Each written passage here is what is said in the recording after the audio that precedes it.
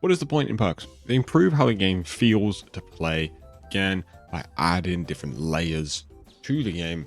It'll always feel slightly better. They help also the perks themselves alleviate some problems that you might have with the character's kit, which in turn makes the game feel better.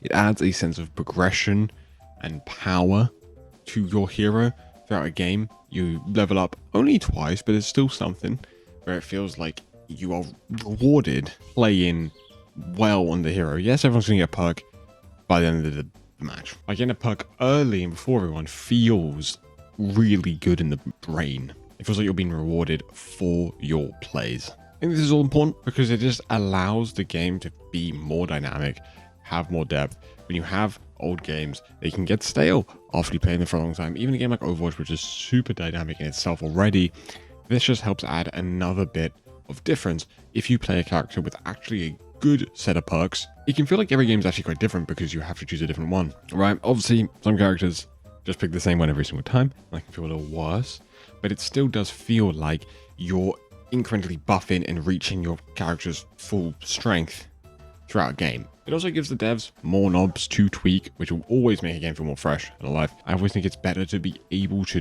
twist and change different things. It's why I inherently think the Season 9 health pools aren't a terrible idea. They just may have not done them perfectly well. It gives more things to change, and I always think that's great. It allows you to approach things from different angles and just create better balance patches in theory. Why do perks feel flawed right now? This isn't about perks being bad. It's more about how they're actually used. Again, like I said before, I do like perks and I like a lot of them. I just think sometimes they are used in a flawed way. They can often be used to patch things a hero has always needed or just needs for their kit, which just feels like a really annoying type of perk. Like it feels like I would like that just to be the patch. Why do I have to wait halfway through a game to get it? Why do I even have to choose it? It feels like it's wasting a perk slot on a character that could just get that as a buff and then have a more interesting perk to replace it. Some perks lower skill expression by making mechanics safer, easier, stuff like that. This isn't always bad. Again, none of these are always bad, but I do think it can make some of the more skillful characters feel less rewarding to learn because a lot of people are able to get away with more because the perks are enabling that. And finally, a lot of them act as flat buffs rather than an actual interesting dynamic choice.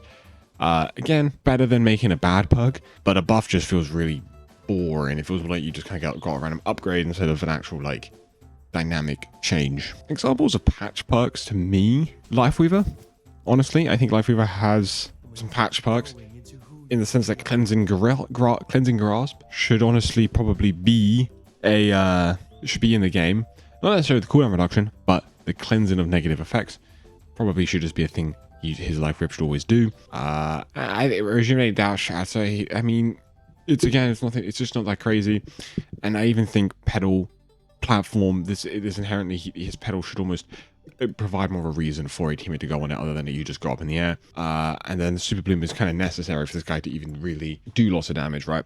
So again, these are all things that are appeasing the idea of a thing that could be a patch. And so I don't always love that when it's perks that just, can we just, maybe we patch this into the character some way, maybe we somehow add something this way, or it really feels like we could have more interesting perks once these ideas are moved towards patching the character. Sombra has got a big one. This isn't her entire kit. It's just Control Alt Escape is a necessity perk. Not that I even hate Encrypted Upload. I think it has a use case. Control Alt Escape feels like, oh my god, this should just be on her translocator. How is this not just how translocator works? She's actually unplayable without Control Alt Escape, by the way. Like I'm at least in an elo above Diamond. Control Alt Escape is just completely necessary for uptime. Otherwise, Sombra basically has a massive peak in tempo, and then she doesn't exist for an entire team fight, and then she comes back. She needs this on her kit. And so having it as a perk just feels like, okay, well, she doesn't have a minor perk. She just gets the thing she's always needed. And then, I mean, her mages are just whatever. Do you know what I mean? It's just whatever. But yeah, it's mostly I'm just my Control Escape as a patch bug. I even think May with Skating Rink is just probably how Blizzard should work. Maybe not have both, but it should do more. I feel like Blizzard doesn't freeze nearly as many people as it might have used to. There's a lot of mobility. There's a lot of, the Kiriko cleanse. There's always out of Blizzard and survive in Blizzard. So I think giving it a little bit more utility is a good thing. So either that's a self heal or the move speed. And I just feel like that perk isn't necessarily a necessity. And I think Glacial Propulsion is actually, I'm a big fan of Glacial Propulsion. I think it's underrated. But Skating Rink does just feel like, oh, that's how Blizzard should always behave. Deep Freeze shouldn't exist. But yeah, I'm sure like one individual one. I think that just should be a patch. Right. And there are lots of those around on different heroes, right? The skill flaw ones, to me, are kind of like Tracer. Tracer has, obviously, Quantum Entanglement, and she has Health Pack given a blink. This is kind of just stuff where it's kind of like, you don't have to manage your blinks as well, because you're able to go get a Health Pack and just get your blink back. Or you're able to just recall and get your perks back, so you're less punished. You're not really punished for losing your recall as much as you used to be. Now, obviously, these aren't, like, evil, terrible for the game, but it definitely has caused Tracer to be a much more frustrating character to play against, because she's just, it really is that feeling that she's less punishable than she used to be, and that led to the worst nerf to a character ever, being her, like, spread change thing, when they really just need to change your perks. Another one is, in my opinion, Ball. I think Hang Time and Adaptive Barrier, and even these other two are just kind of like, oh, the character that can already roll around and grab all the health packs and get all the health, oh, you can get more health from it. Oh, he's not even meant to really slam onto tanks, but now he can do a lot more damage to tanks. Or like, Power Drive is just like, oh, bad slam? No such thing as a bad slam. It does so much more damage now. And the stuff where you used to be able to essentially like jump off a ledge, and then I can't do it because I'm not a ball player, and you can move it back onto the thing isn't even a thing anymore, because the perk means you can just kind of move it wherever you want. I mean, which is cool, but it does remove a bit of that tech. And then Adaptive Barrier, like blocking stuff as a massive bubble, is stupid broken, by the way. But also does just feel a bit like a you don't have to worry about who you slam, what cooldowns they have. Just slam and press E and you're fine, right? Which is, I think, really boring. And last example is Honor, and Honor has maybe gone a little better with it. But our perks, I think our perks are consistently even perks that just kind of cover up, like, just cover your weaknesses a bit. Speed Serum is like, okay, well, you can just, like, when you used to get Nano on yourself, it just felt so like she was an untouchable character, because if she got dove, she could just Nano someone else and then live. And it's kind of the same thing here with Speed Serum. And then Bardic Bounce is like, you miss an aid, but you get a second chance. Which I actually think is dumb. I mean, Headhunter definitely isn't a skillful lower end. In fact, you could say it's a skillful increase. But also Groggy also is kind of like, this is only just annoying for tanks. Just to slow them off. It's just not a fun perk to play into at all. Okay. At all. It's so unfun to play. And then, moving on to the straight buff examples. I think Echo just gets straight buffs. I think these are all just buff perks. I don't think this changes how you play at all in the slightest. Sequence Fire more is just more damage. That doesn't change how you play. Reset doesn't change how you play. Duplicate doesn't change how you play. None of these change how you play in the slightest bit. They're all just net buffs to the character. You almost can't go wrong with her perks, because they're all just buffs to the kit. I think Hazard also has the exact same problem. These are all just buffs. Again, there's better ones, but they're all just good to pick because they all buff your kit. And even Juno, these are all just like, oh, they're just buffs. They don't really change how you play. They're just kind of buffs. I mean, Martian Overboots, triple jump.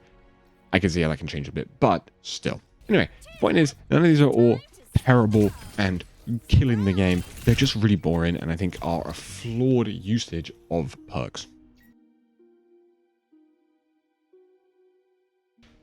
Okay, the real big problem, like real talk, the real big problem to me is perks are being used to cover up core problems with a hero. Instead of them actually having to fix that hero, they just give them the perk, or they just change the perk instead of actually thinking about what hero needs it. And this is the thing where the perks kind of get flawed, because in an ideal world, if every character was, actually fixed and perfectly designed, perks feel less necessary. They only feel necessary and important on a lot of the outdated, bad characters. So like, seriously, like Bastion, Junkrat, even, I didn't think Reaper's that bad, but even Reaper, to an extent, Torb, right, a lot of those characters are where perks are really shining because the characters are almost so flawed that every perk is going to be good for them. For me, it's kind of like putting sticky tape over a hole in the wall. It's like the hole isn't gone, but you just can't see it anymore. Like, oh, Bastion actually feels really good right now. Like, really, yeah, it's because we gave him a nice perk set that makes him feel so much more dynamic to play. Maybe, you know, we need to think about what is the problem with Bastion and not necessarily the perks. Although I love this guy with his perks. He's definitely the one that's benefited the most. He'll come up a lot in this. He's definitely benefited the most. I'm trying to say though, perks will never fix bad hero design. And because even though some of these characters, like I mentioned, have gotten good perks, the character itself is still bad or unhealthy for the game. So Torb, for instance, even though I kind of like how his perks work, Torb is still unhealthy and not a great character. He never will be. Even though these perks can feel slightly good, it's because they push him into a slightly better direction, but they'll never fix him. Right now, I feel like they're being treated as ways to balance characters instead of actually thinking about patches and genuine balance changes. Let's be so honest. I mean, last patch, less so, but a lot of the patches since perks have come out have all just been random little perk changes, and even perk changes to ones that aren't being used and won't ever be used, even if you buff them. I just feel like those are really boring patches, and I'll really miss them every problem, and that is going to be really bad. If you start balancing this game or perks, I think you're going to end up with really bad characters, especially when you start doing this. They've done this a few times where you change a character's kit because of the perk. I think they did this with Reaper, if I'm not mistaken. They like changed his lifesteal because of a perk and then gave him no, they like changed the move speed on Wraith so that he could get a perk that granted move speed after Wraith. That is changing a character or the perk, which I think is a terrible, terrible path to go down and could lead to really badly designed characters because you're almost focused on the wrong thing. The character itself will still always be flawed. Perks don't fix that almost. And also, a side note, sometimes committing to perks can feel really bad when your team comp changes or enemy team comp changes, stuff like that. Like if you're, I find this can happen for me on Brig. Combat Medic and Morale Boost are two separate situational perks. Morale Boost is really good when you aren't constantly swinging on people. So if you're trying to keep raw tanks off of you and stuff like that, you're not using your primary nearly as much. Morale Boost is really good. The combat effect's really good when you're being like dive by divas or Winstons and stuff, and you can keep those. You can just like melee them and get your repair packs back. But if they change, it can feel like you now have the wrong perk. So that's something that can be really annoying. I don't know what the problem with that is, and I don't know how you would ever fix that, but it is a thing. Okay, moving on to my favorite perks, because I'm not, again, just trying to be negative the whole time.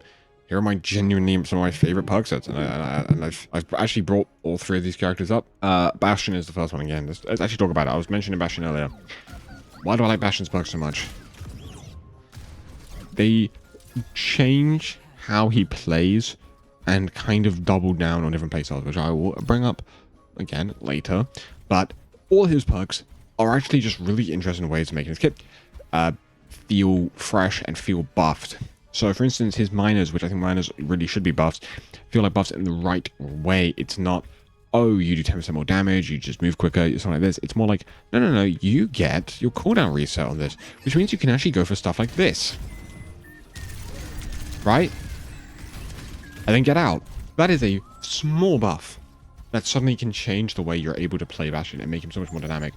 And then, again, if you're not doing that kind of thing, maybe the map doesn't allow it, your team doesn't allow it, the enemy team comp doesn't allow it, Armored Artillery is still a great perk. It actually allows you to hold your ult for longer and set it up better because you're not risking just dying. It's great.